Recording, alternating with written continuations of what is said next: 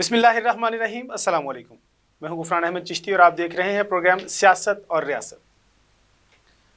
نعرہ لا کے رسا چھویا، سولی داوی مڑ کا چویا، کون سی پھٹے لگن والا، دیس دا پتا پتا رویا۔ ناظرین، آج قائد عوام شہید ذوالفقار علی بھٹو کا یوم پیدائش ہے۔ پاکستان پیپلز پارٹی پورے پاکستان میں ان کا یوم پیدائش عقیدت و احترام سے منا رہی ہے۔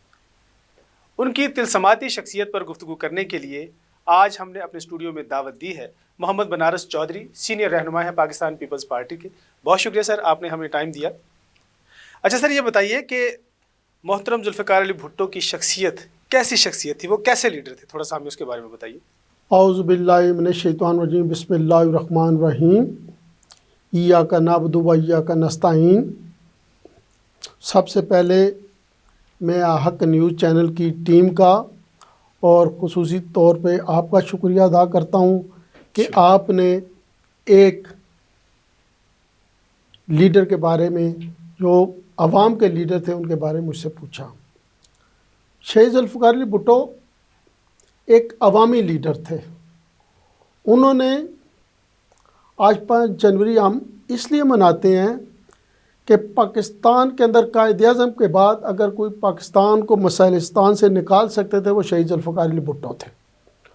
انہوں نے عوام کی بات کی، انہوں نے روزگار کی بات کی، انہوں نے مسائلستان سے نکالنے کی بات کی، انہوں نے مزدور کو زبان دی، انہوں نے طلباء کو زبان دی اور لوگوں کو شعور دیا کہ وہ اپنے حقوق کے لیے اٹھ کھڑے ہوں، کیونکہ شہید ذوالفقار علی بھٹو سے پہلے سیاست چند خاندانوں کے ہاتھ میں تھی۔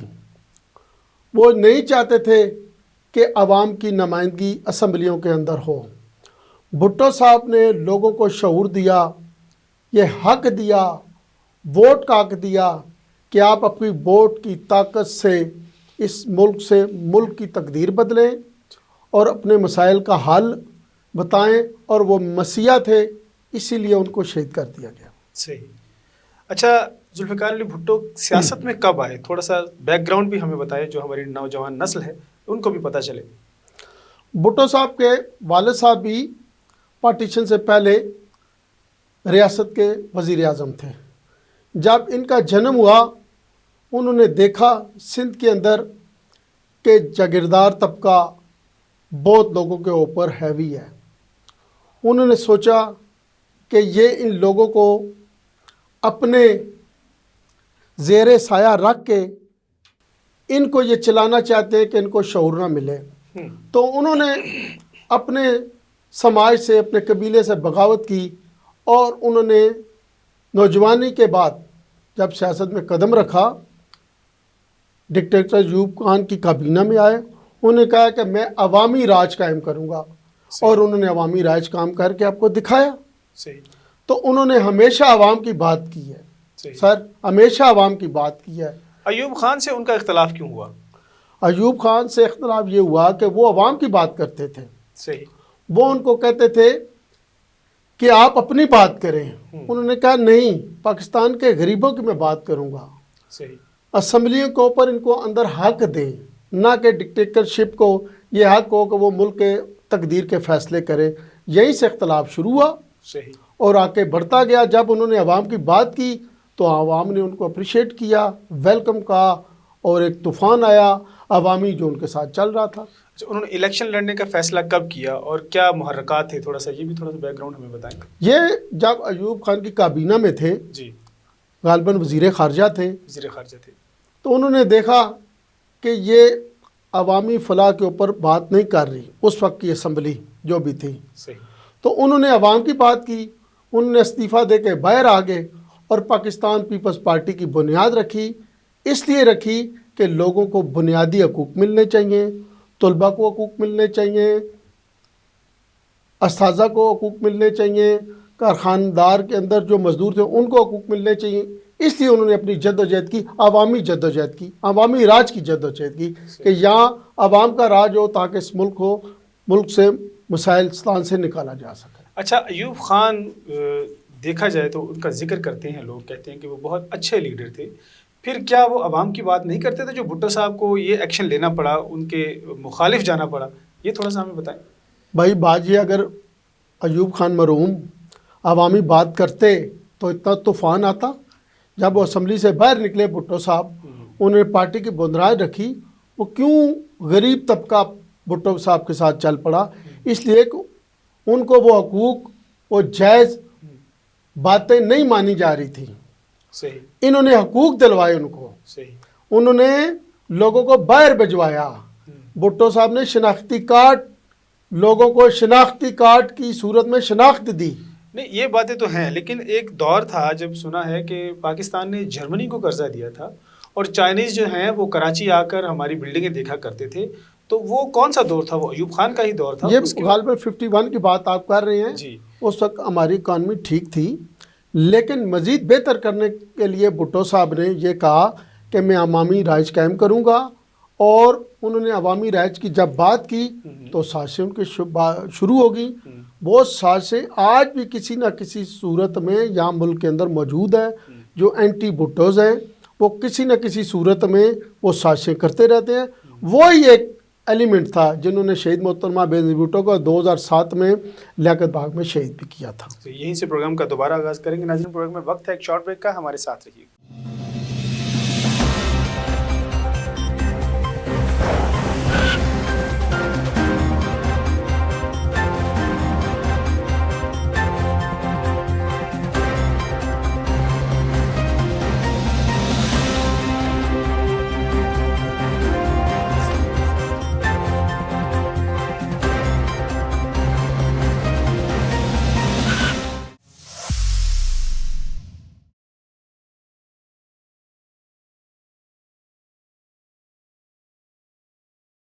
ویلکم بیک ناظرین، پروگرام کا دوبارہ آغاز کرتے ہیں۔ اچھا بنارس صاحب، یہ بتائیے کہ عوام نے بھٹو صاحب کا بھرپور ساتھ کیوں دیا؟ میں نے اس سے پہلے آپ کو بتا دیا ہے کہ وہ عوامی راج کی بات کرتے تھے، ایک پسے ہوئے طبقے کی بات کرتے تھے، ان کے حقوق کی بات کرتے تھے، ان کو انہوں نے حقوق دیے، انہوں نے زبان دی۔ جو کارخانے کے اندر ایک مزدور تھا، اس کو یہ زبان دی کہ وہ اپنے حقوق کے لیے اپنے مالک سے بات کر سکے۔ اس سے پہلے ان کو جبر کے ساتھ ان سے مشقت لی جاتی تھی اور اپنی مرضی سے اجرت دی جاتی تھی۔ یہ شہید ذوالفقار علی بھٹو نے ان کو شعور دیا کہ وہ اپنے حق کے لیے اپنا زبان کھولیں، بات کریں۔ یہی ان کی ایک عوامی جدوجہد کی ابتدا تھی، اور عوام نے ٹوٹ کے ان کو چاہا۔ پیپلز پارٹی کی انہوں نے بنیاد رکھی اور بڑی کامیابی انہوں نے حاصل جی کی۔ الحمدللہ، بالکل ٹھیک کہہ رہے ہیں۔ اچھا، ایک یہ بھی وقت تھا کہ لوگ کہتے تھے کہ ذوالفقار علی بھٹو اگر کسی کھمبے کو بھی ٹکٹ دے دیں گے تو وہ کامیاب ہوگا۔ ایسی کیا انہوں نے لوگوں کو سبز باغ دکھا دیے تھے یا کیا کیا تھا جس کی وجہ سے لوگ؟ ایسی بات نہیں ہے چشتی صاحب، سبز باغ نہیں دکھائے، وہ حقیقی لیڈر تھے۔ انہوں نے حقیقی طور پہ لوگوں کو اکاموڈیٹ کیا۔ انہوں نے سب سے پہلے ہماری شناخت نہیں تھی، شناختی کارڈ کا اجرا کیا۔ صحیح۔ اس کے بعد انہوں نے پاسپورٹ کا اجرا کیا اور دوسرے ملکوں سے معاہدے کیے کہ یہاں سے لوگ جائیں، روزگار کے لیے وہاں جائیں، روزگار کمائیں، وہاں سے پیسہ لائیں، اپنی ملک کی ترقی کے اندر استعمال کریں۔ یہی ان کا بنیادی، اس سے پہلے تو کوئی بندہ سوچ نہیں سکتا تھا کہ اس کا پاسپورٹ بنے، شناختی کارڈ بنے اور آؤٹ آف کنٹری جا کے وہ محنت کرے۔ تو یہ انہوں نے شعور دیا اور لوگ جوک در جوک گئے۔ انہوں نے ہمیشہ، میں نے آپ کو بار بار کہنا، عوامی حقوق کی بات کی، عوامی راج کی بات کی، اور انہوں نے راج قائم کیا۔ بھٹو صاحب کے اہم کارنامے جو آپ سمجھتے ہیں کہ انہوں نے پاکستان کے لیے سر انجام دیے، وہ تھوڑا سا ہمیں بتائیں تاکہ نوجوان نسل بھی سن سکے۔ سب سے پہلے بھٹو صاحب کے کارنامے آپ کو پتہ ہے کہ ایٹمی پروگرام وہ لائے۔ بالکل صحیح۔ آج ملک کا دفاع کتنے مضبوط ہاتھوں میں ہے، یہ ان کا کارنامہ ہے۔ اس کے بعد انہوں نے شناختی کارڈ کا اجرا کیا۔ صحیح۔ اس کے بعد انہوں نے پاسپورٹ کا اجرا کیا۔ جی بالکل صحیح۔ اس کے بعد انہوں نے لوگوں کے روزگار کے لیے بیرون ملک معاہدے کیے، صحیح، دوسرے دوسرے ملکوں سے کیے اور باعث بھجوائے بلا تفریق، کوئی سفارش نہیں۔ جو مزدور، جو پاکستان کا غریب طبقہ تھا، ان کو باہر بھجوائے۔ شراب پہ انہوں نے پابندی لگوائی، صحیح، جمعے کی چھٹی انہوں نے کروائی، ٹھیک، اور اس سے بھی بڑا کارنامہ جی جو فتنہ تھا ملک کے اندر، پوری دنیا کے اندر، کہ قادیانیوں کو غیر مسلم کافر قرار دیا. صحیح. اس کے بعد تو وہ طبقہ ان کا مخالف ہو گیا, بالکل لیکن انہوں نے کہا میں اپنی جان دے دوں گا لیکن میں اس کاج سے پیچھے نہیں ہٹوں گا. اس کے ساتھ اور بھی علماء حضرات نے بھی جو مرحوم ہیں بالکل یا مفتیان ہیں انہوں نے ساتھ دیا, بالکل. لیکن کریڈٹ ان کو جاتا ہے کہ اس فتنے کو ہمیشہ اور ہمیشہ کے لیے انہوں نے بند کر دیا. ظاہری بات ہے یہ ان کو جاتا اور ہے. اس کے بعد آپ نے دیکھا ہوگا ہماری جنگ ہوئی تھی, جی 90,000 قیدی انہوں نے چھڑوا کے لائے صحیح. جو سرنڈر کر گئے تھے. سب سے بڑا ان کا کارنامہ آپ نے بتایا نہیں ہے, آئین پاکستان, متفقہ آئین, وہ تو اسلامی میں جمہوریہ آگے آ رہا پاکستان تھا نا, سب سے اس سے بھی بڑے عام ان کے کارنامے ہیں. یہ بھی عام کارنامہ ہے کہ انہوں نے ملک کو متفقہ آئین دیا. جی بالکل 1973 کے اندر تمام طبقوں کو ساتھ لے کے چلے, صحیح. ان کو برابری کے حقوق دیے. انہوں نے متفقہ آئین بنایا کہ آئیں اس آئین کے ساتھ چلتے ہیں. اس سے پہلے متفقہ آئین ہی نہیں تھا. صحیح. بھٹو صاحب کا یہ بھی کارنامہ ہے. اس کے بعد 1974 کے اندر انہوں نے اسلامی بلاک بنانے کی کوشش کی. پہلے میں آپ کو بتا چکا ہوں, بالکل تمام مسلم کنٹری کے لیڈرز کو یہاں بلایا. صحیح. اس کے میں پہلے دوسرا ہی بتا چکا ہوں کہ وہ اسلامک بینک بھی بنانا چاہتے تھے, صحیح. لیکن اللہ کو یہی منظور تھا. ان کی زندگی اتنی تھی, لیکن ان کے بہت بڑے کارنامے. اگر آج بھی ملک کے اوپر کس کا قرض ہے تو وہ شہید ذوالفقار علی بھٹو کا ہے, صحیح. ان کے خاندان کا ہے کہ انہوں نے پاکستان کے غریبوں کے لیے اپنی جان کے نذرانے دیے اور پیچھے نہیں ہٹے. اس میں تو کوئی شک نہیں ہے, اس میں کوئی دو رائے نہیں ہے کہ 1973 کا آئین ایک بہت بڑا کارنامہ تھا جو پاکستان کی سب سے بڑی ضرورت تھی. اس کے بعد جو لوگوں کو باہر بھیجا, آج وہی لوگ پاکستان کا سرمایہ ہیں. ٹھیک ہے, بہت بڑی ایک کلاس ہے جو باہر بیٹھی ہے, اوورسیز پاکستانی جو زر پاکستان. مبادلہ وہ ٹھیک دے ہے. رہے ہیں. اچھا, اس کے بعد سر شناختی کارڈ کا اجرا, یہ بہت بڑا کارنامہ ہے ذوالفقار علی بھٹو کا. لیکن 1971 کے جو واقع ہے اس میں بھٹو صاحب کا کردار آپ کہاں دیکھتے ہیں, کیا سمجھتے ہیں؟ اس میں لوگ بڑے الزام تراشی کرتے ہیں. وہ جو آپ جو کہہ رہے ہیں سوتے ڈھاکہ کی بات غالباً کر رہے ہیں, بالکل بالکل ایسی بات نہیں تھی. صحیح. بس آپ کیا بتائیں, اس وقت وہ نعرہ ایسے ہی لگ گیا. اس کے بعد اس اخبار کے ایڈیٹر صاحب کا مجھے نام, میں نے خود ان کا انٹرویو سنا کہ میں نے کوئی ایسی بات نہیں لکھی تھی. صحیح. لیکن میں نے آپ کو کہا نا, بھٹو صاحب کے خلاف جو طبقہ تھا انہوں نے یہ بات پھیلائی, ادھر تم ادھر ہم, ایسی کوئی بات نہیں. وہ بھی رہنا چاہتے تھے, وہ بھی ہمارے ساتھ رہنا چاہتے تھے, لیکن عالمی سازشیں عروج پہ پہنچی. انہوں نے کہا اس ملک کو دو لخت کرو. اس میں بھٹو صاحب کا کوئی اس قسم کا کردار نہیں ہے. انہوں نے تو ہمیشہ لوگوں کو اپنے ساتھ ملا کے عوامی راج قائم کرنے کی بات کی. ہاں یہ ان کا قصور ضرور ہے جو عالمی سازشیں دی, کہ انہوں نے عوام کو شعور دیا, عوامی راج کی بات کی, مسلمانوں کو ایک پلیٹ فارم پہ اکٹھا کرنے کی کوشش کی, مسلمانوں کو کہا کہ آپ ایک پلیٹ فارم پہ کھڑے ہو جائیں, ہمارا اپنا ایک اسلامی بینک ہونا چاہیے, ہم لوگوں کو قرضے دیں, نہ کہ یہ جس طرح IMF کے نیچے آج ہمارا ملک ڈوبا ہوا ہے قرضوں کے اوپر. یہ نہ ہوتے, اگر وہ اس وقت یہ منصوبہ کامیاب ہو جاتا تو ہمارا ملک ترقی مزید انشاءاللہ ہوتا. صحیح. آج ان کی سالگرہ کے موقع پر آپ کیا پیغام دینا چاہیں گے پاکستان پیپلز پارٹی اور دوسرے سارے پاکستانیوں کو؟ آج 94 برتھ ڈے ہے شہید ذوالفقار علی بھٹو صاحب کی. جی. تو میرا پیغام یہی ہے پاکستان کی عوام کے لیے کہ انہوں نے آپ کے حقوق کے لیے اپنی جان کا نذرانہ دیا اور پیچھے نہیں ہٹے. انہوں نے پھانسی کا پھندہ قبول کیا, کمپرومائز نہیں کیا. بالکل. ان کی بیٹی شہید محترمہ بے نظیر بھٹو نے, جب آپ کو یاد ہوگا 2007 میں لیاقت پاک کھڑے ہو کے کہا کہ میں سوات سے پاکستان کا پرچم نہیں اترنے دوں گی, لوگوں کو سمجھ نہیں لگی یہ کیا بات کر رہی ہیں.